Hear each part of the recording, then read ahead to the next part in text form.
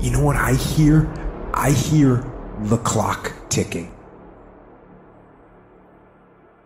And time waits for no man.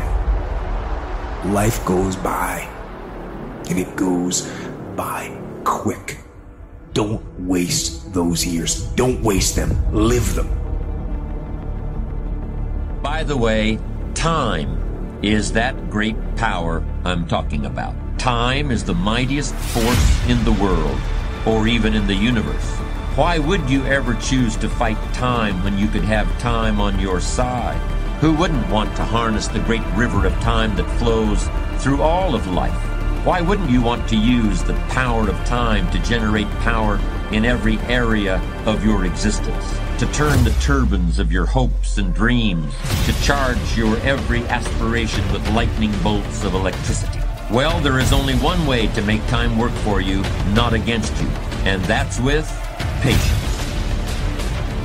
You trying to do the right thing, you like, yeah, I'm doing the right thing, but I'm not seeing it. You're not supposed to see it. That's not what it's about. You keep going through the process knowing that the process is perfect and that you're eventually going to get to the prize. So if you want to have a conviction for something, you have to sign up to be inconvenienced. Everything is possible. What if you do? What if you do? This suffering, this sacrifice you're making is an indicator of progress. It's an indicator of obsession. It's an indication of progress towards our dreams. You have to want to work. You never get better if you're not willing to put in the time. You need to be in a big damn hurry. Time is running out on you. There's 86,400 seconds in a day. The separator between me and you and people that win and lose is what we do with those seconds. It is never finished. You always have more to do. Another mission, another task, another goal. So don't be finished. Be starting. Be alert. Be ready. Be attacking. Be relentless. Let the enemy stop.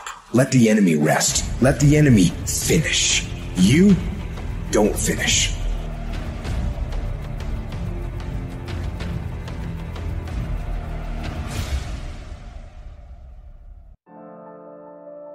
You know yourself by watching and paying attention. That's why the Egyptians worshipped Horus, the eye, as a god. They knew that attention was important, and the Mesopotamians did the same thing with their god Marduk. It's not thinking exactly. It's not imagination. It's watching like you're a snake. A snake, is a symbol of wisdom in part because a snake is a symbol of many things, but wisdom is one of them. I suppose it's because encounters with snakes that, if they're not fatal, they make you wise. Because a snake watches like cold-bloodedly, with no emotional reaction, just to see what's there. It doesn't allow, symbolically speaking, doesn't allow what is wanted or desired to interfere with what is observed. So you watch yourself like that, as if you don't know who you are. In the beginning, I couldn't find anybody to mentor me in leadership. I mean, they didn't know who I was. And so books became my mentors. And then I did something that I just encourage everybody to do.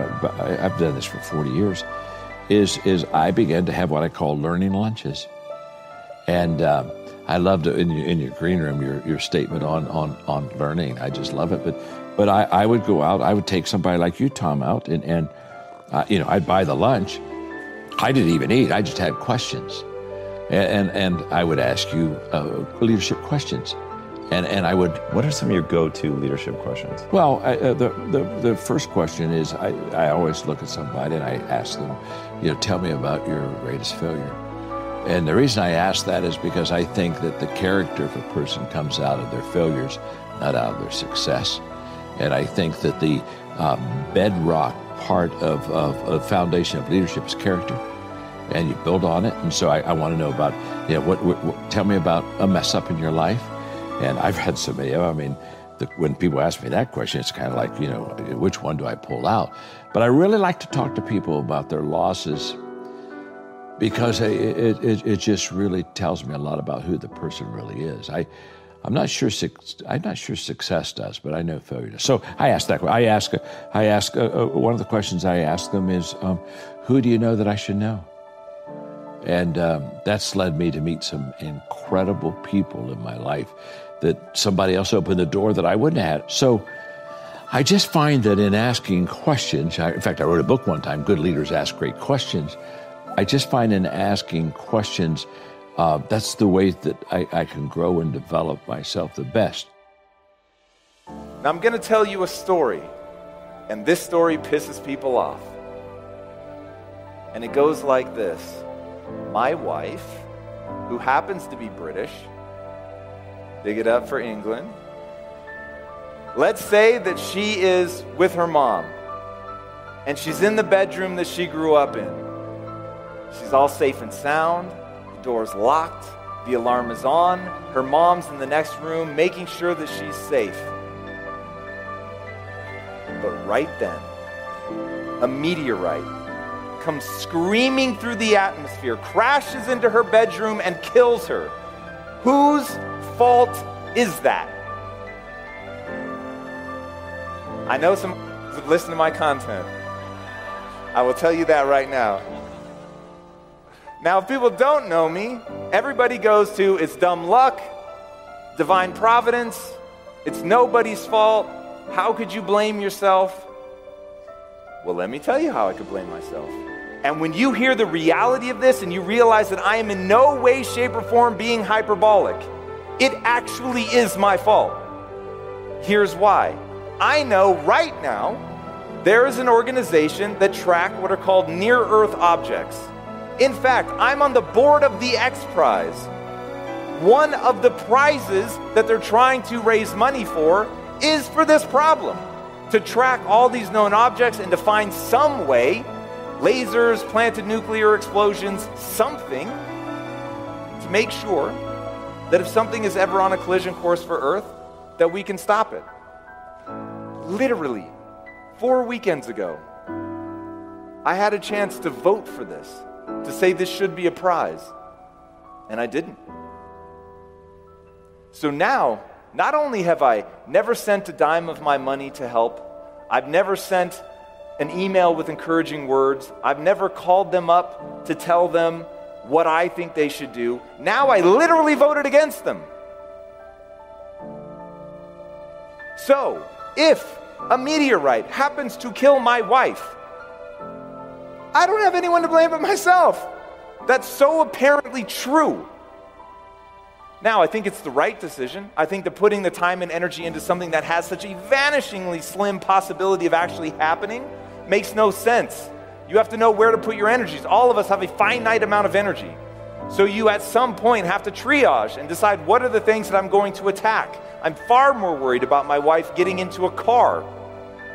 The likelihood of her dying is almost certainly going to be, at this point, something to do with heart disease or something to do with an aneurysm, things like that.